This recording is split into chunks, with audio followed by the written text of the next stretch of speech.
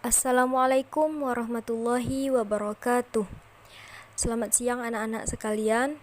Apa kabar semuanya? Ibu harap semuanya dalam keadaan sehat walafiat. Oke, hari ini kita akan belajar IPA terpadu, yaitu mengenai materi sistem gerak pada hewan.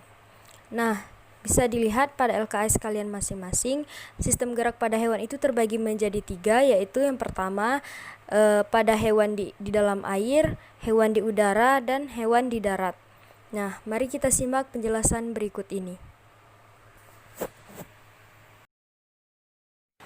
Nah, baiklah anak-anak, jadi yang pertama kita akan membahas mengenai gerak hewan di dalam air. Oke, silakan simak penjelasan Ibu mengenai slideshow di atas ya. Yang pertama pertanyaannya adalah bagaimana hewan air bergerak? Nah, ikan merupakan hewan yang hidup di air yang bergerak dengan cara berenang menggunakan sirip dan ekor. Ya, menggunakan ekor dan sirip gitu.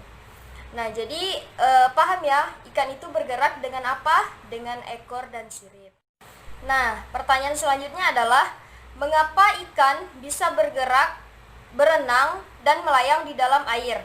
Nah, jawabannya yaitu air memiliki kerapatan dan gaya angkat yang lebih besar daripada massa jenis hewan air tersebut. Nah, jadi hal inilah yang menyebabkan ikan itu bisa melayang di dalam air. Karena apa? Karena ikan itu mengeluarkan sedikit energi dan adanya gaya angkat yang lebih besar daripada massa jenis dari hewan tersebut, yaitu gaya angkat air tersebut, begitu ya. Nah, jadi paham ya? Jadi kalau nanti ada pertanyaan, Bu, kenapa ya Bu ikan itu bisa melayang di dalam air? Kenapa sih Bu ikan itu bisa berenang di dalam air? Nah, jadi jawabannya itu karena kerapatan dan gaya angkat yang lebih besar daripada massa jenis ikan tersebut. Paham ya? Kemudian pertanyaan selanjutnya adalah apa fungsi dari bentuk tubuh ikan yang streamline? Nah, jadi selain karena faktor massa jenis tadi, bentuk tubuh ikan juga mempengaruhi pergerakan ikan di dalam air. Nah, streamline itu atau kita sebut juga dengan bentuk torpedo, yaitu salah satu bentuk tubuh ikan yang berfungsi untuk mengurangi hambatan ikan untuk bergerak di dalam air. Ekor dan sirip yang lebar berfungsi untuk mendorong gerakan ikan di dalam air. Nah, jadi ikan dapat berenang karena memanfaatkan bentuk tubuhnya yang unik. Jadi paham ya? Oke, selanjutnya kita akan bahas mengenai gerak hewan di udara. Pertanyaannya adalah bagaimana seekor burung dapat terbang bebas di angkasa?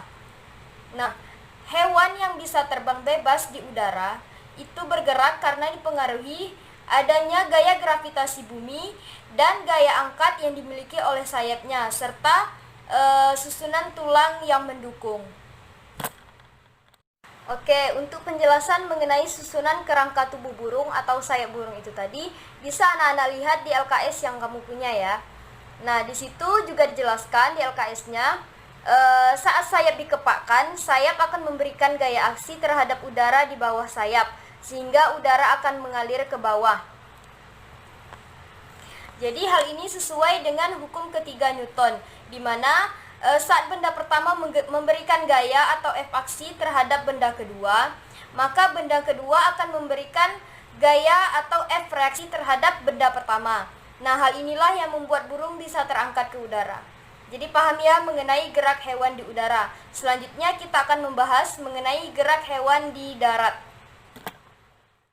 Nah, pertanyaannya adalah bagaimana hewan di darat bergerak? Nah, seperti manusia pada umumnya, hewan pun bergerak menggunakan otot dan tulang yang dimilikinya. Nah, otot dan tulang tersebut berfungsi untuk mengatasi inersia atau kecenderungan tubuh untuk diam dan untuk menyimpan energi pegas untuk beraktivitas. Nah, setiap hewan yang hidup di darat memiliki struktur tulang dan otot yang berbeda-beda. Hal ini mengindikasikan bahwa perbedaan massa tubuh, struktur tulang, serta kekuatan otot menyebabkan kecepatan pergerakan yang berbeda dari masing-masing hewan tersebut. Contohnya apa, Bu? Contohnya yaitu kijang dan gajah. Nah, kijang dan gajah itu dua hewan yang memiliki otot dan bentuk tubuh yang berbeda. Yang pertama, kijang. Kijang itu bentuk tubuhnya ramping. dan kaki-kakinya kuat sehingga ia bisa berlari dengan cepat. Sementara gajah itu memiliki massa tubuh yang besar sehingga ia harus melawan inersia yang ia miliki karena terlalu besar. Jadi gajah itu pergerakannya mungkin ia bisa berlari tapi tidak bisa secepat kijang. Jadi hal ini bisa disimpulkan bahwa pergerakan antara kijang dan gajah itu berbeda kecepatannya karena faktor bentuk tubuh dan otot-otot yang ia miliki tadi. Nah, Ibu rasa cukup sekian materi kita pada hari ini mengenai sistem gerak pada hewan. Selanjutnya silahkan kalian kerjakan 3 soal di atas. Apabila ada yang kurang paham atau kurang jelas mengenai penjelasan Ibu tadi, silahkan anak-anak sekalian bertanya di grup. Oke ya, Ibu rasa cukup sekian. Atas perhatiannya Ibu ucapkan terima kasih. Wassalamualaikum warahmatullahi wabarakatuh.